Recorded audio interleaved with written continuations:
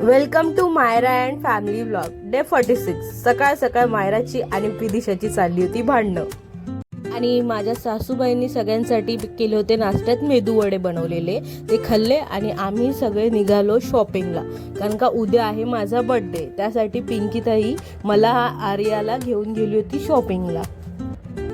पिंकीताई म्हणजेच माझी मोठी नणंद. आणि हो, माझ्या सिंड्रेलाला हे शूज हवे होते.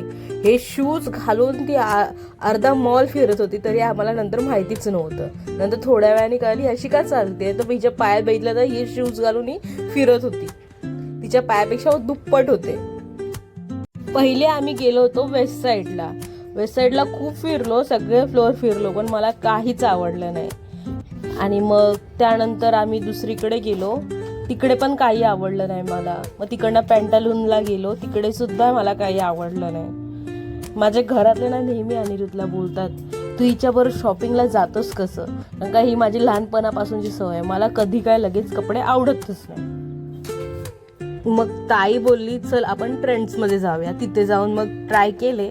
मग तिथले मला थोडेफार ड्रेसेस आवडले होते. मग त्यातले 5-6 ड्रेस मी ट्राय केले आणि मग त्यातला एक ड्रेस मी पास केला.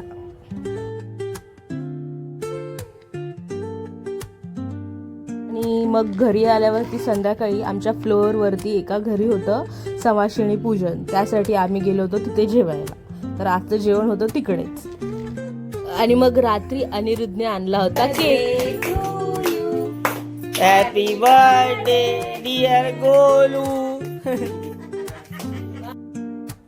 तर आजचा दिवस होता असा. आपण भेटू नेक्स्ट व्लॉग मध्ये. तोपर्यंत तुम्ही लाईक, शेअर, सबस्क्राईब आणि फॉलो करायला विसरू नका. थँक्यू.